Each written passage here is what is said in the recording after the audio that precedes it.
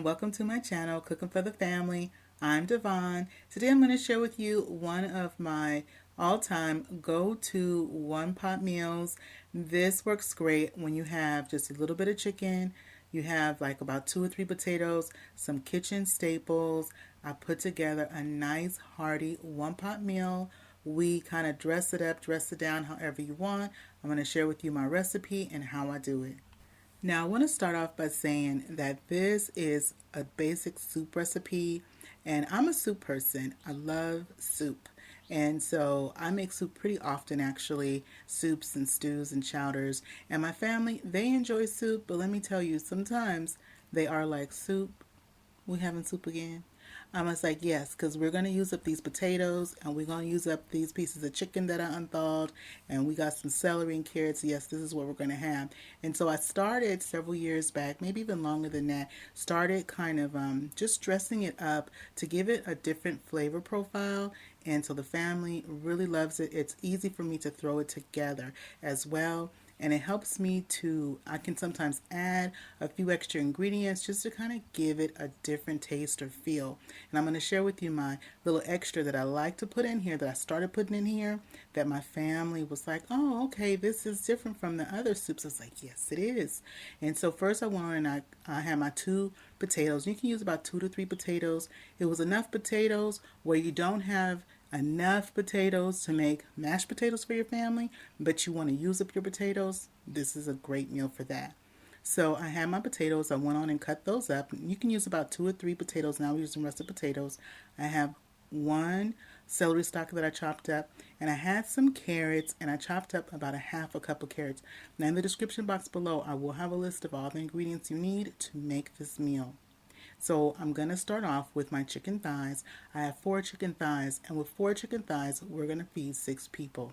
So in my pot, I put 2 tablespoons of butter, and you can use salted or unsalted butter, and then to my thighs, I'm seasoning them with some coarse kosher salt, and we're also going to season them with some crushed black pepper or some fresh ground black pepper.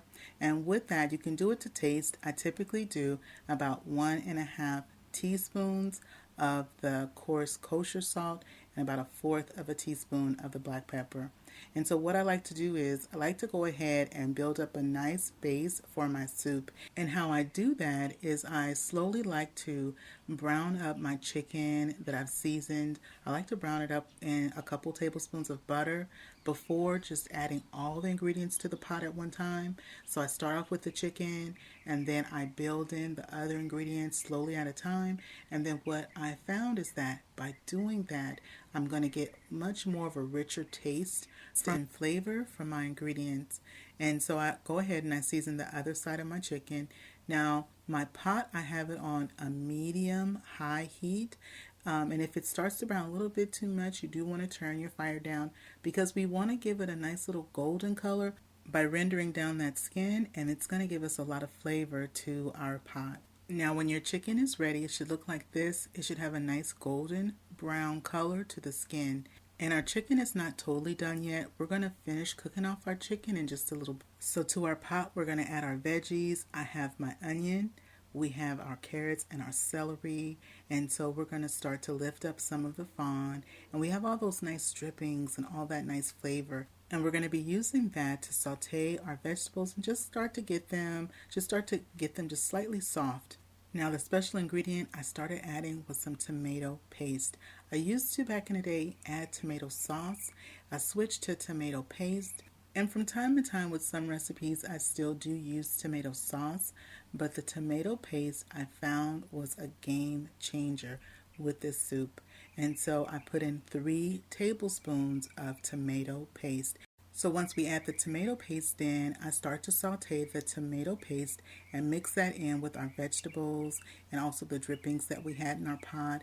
You also want to start to lift up your fond, and you're going to find that tomato paste is really going to soften up as you integrate it in with the vegetables. And I went on turning my pot down. I turned my pot down to more on the medium side versus the medium high, because we want to go ahead and let our vegetables simmer so they can become nice and tender. And when they do, they're going to look about like this. And that takes about maybe 6 to 7 minutes. Now, once our vegetables are nice and tender, I add in some chicken broth. And I made the chicken broth by using the bouillon cubes, but you can also use like the chicken broth or chicken stock that comes in the canister. You can use that comes in the box, or you can make it like I did using the cubes. And you can also use the low sodium chicken broth. If you like to use low sodium chicken broth, you can use that as well. Next, I add my chicken thighs back into my pot. We're also going to add any juices or drippings that was in the bowl that we had our chicken thighs sitting in. So we're going to add that back in.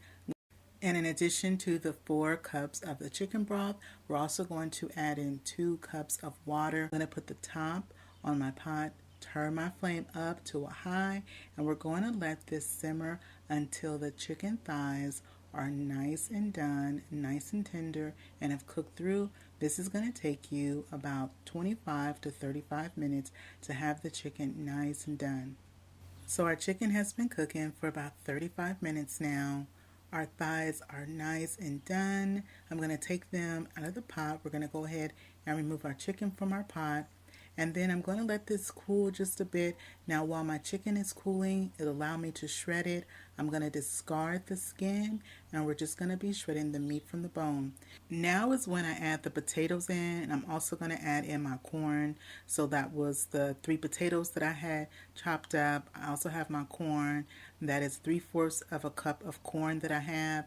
Now with the potatoes, I don't put them in at the very beginning because the potatoes aren't going to take too long to cook, especially if you're using russet potatoes. They don't take too long to cook, and I didn't want my potatoes to get overly soft and start to fall apart in my pot. So you want to put those potatoes in after you have removed your chicken. So our potatoes are looking good. Go ahead, give everything a stir. The potatoes are nice and tender. Everything has cooked through well. I went on and I shredded the chicken. I'm going to add the chicken back in. In addition to adding the chicken in, I have some fresh parsley. Adding the parsley is optional, but I grow fresh herbs in my garden, so I like to go ahead and add a little bit of fresh parsley. Now once I add my chicken and my fresh parsley in, I let my soup cook for about an extra 5 to 10 minutes just to make sure the flavors just kind of really marry together. And then I'm going to service up some. But doesn't it look so good, y'all? It has come out so good. And the flavor is just incredible. So this is our bowl of soup that I have went on and made up for us. And you can serve this with crusty bread. You can serve it with corn muffins, crackers, or my husband's favorite, he likes to have it with a nice warm corn tortilla. This first bite's for you. Now I'm going to take my bite and see how we did. I got to blow it off because it's a little hot. Wow. Y'all, the richness of this soup. Oh my goodness. You know it says a soup that eats like a meal? This one does. Well, I hope you give this recipe a try. If you're not subscribed, please hit that subscribe button. If you like this video, don't forget to show it some love. Give it a thumbs up and click share. Share this video with a friend or family. And remember, it's always good when Dyvonne is cooking for the family. I'll see you on the next one. Bye-bye, everybody.